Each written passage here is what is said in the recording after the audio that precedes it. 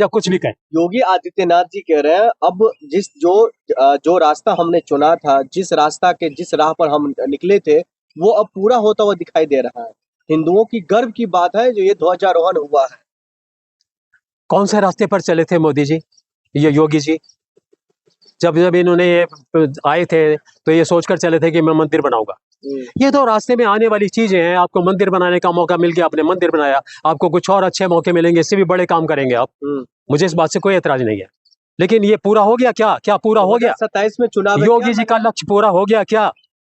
अब इसके आगे कुछ करने बाकी नहीं है।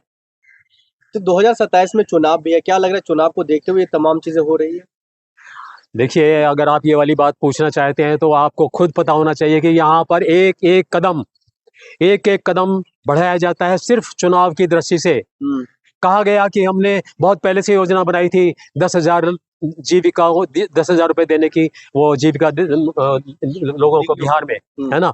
लेकिन जब पहले से योजना बनाई थी तो क्यों नहीं दिए भाई? क्यों इतने दिन से उन्हें भूखा रखा गया? जब चुनाव आया तब दिए ना।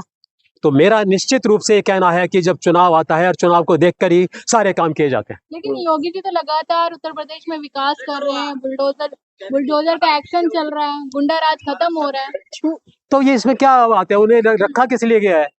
क्या वो विकास नहीं करेंगे क्या? विकास किसी ने नहीं किया यूपी का। सब अच्छा, ये बस जब से योगी जी आए तभी वहां सड़कें बनी है, ये आपका कहना हो सकता है। लेकिन आप मुझे लोग तो ये भी कहते हैं 2014 में देश आजाद हुआ है। मैं मान लूं इस बात को, आप मानते हैं इस बात को? इससे पहले कुछ देश में हुआ ही नहीं।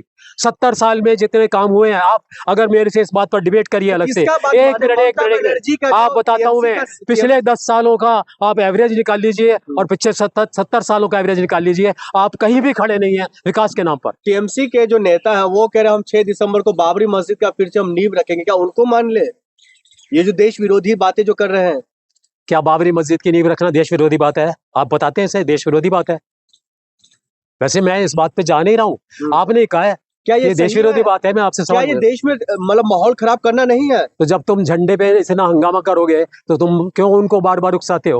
वो अपने हिसाब से काम करेंगे, आप अपने हिसाब से काम करते हो। वो ना बोले कि हम मंदिर मस्जिद बनाएंगे, आप मंदिर मंदिर मंदिर बनाएंगे। वो भी बोलेंगे हम मस्जिद बनाएंगे। कई याचिका दायर हो गई है।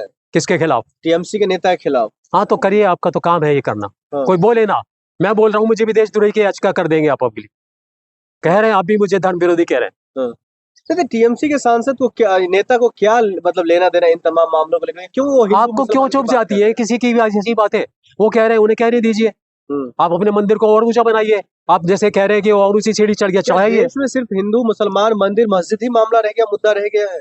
तो आपने कहा है कि मंदिर मंदिर का मुद्दा है। आप सारा मीडिया और सब कुछ छाया हुआ है, आप डिबेट भी आज मंदिर पे कर रहे हैं। आप पहले तो कुछ और डिबेट कर नहीं रहे। तो टीएमसी नेता जो ये बात कहते हुए दिखाई दे रहा है, वहां पर फिर चुनाव भी है, तो फिर यही तो सबका धंधा है। ये धंधा है, ये राजनीति में जो चल रहा है धंधा है। ये मंदिर की बात करेंगे, वो मस्जिद की बात करेंगे, ये तोड़ने की बात करेंगे, वो बनाने की बात करेंगे। कौन तोड़ने की बात करता है? तोड़ना तो है ना किसी ने। कौन तोड़ा? आप बताइए ना, किसी ने तोड़ा? फिर क्या लग रहा है हर जहाँ चुनाव होता है वहां ये जो मामला निकल कर आ जाता है हिंदू मुसलमान का, मंदिर मस्जिद का, उसको लेकर आप दे दीजिए कोई और मुद्दा उनको। सबसे आसान मुद्दा होता है ये। आप देश की जनता, देश के लिए बहुत सारे मुद्दे हैं। यही मेरा कहने का सवाल है कि ध्वजारोहण इतना महान हो गया कि आप सब कुछ उसके ऊपर में कुर्बान कर देंगे।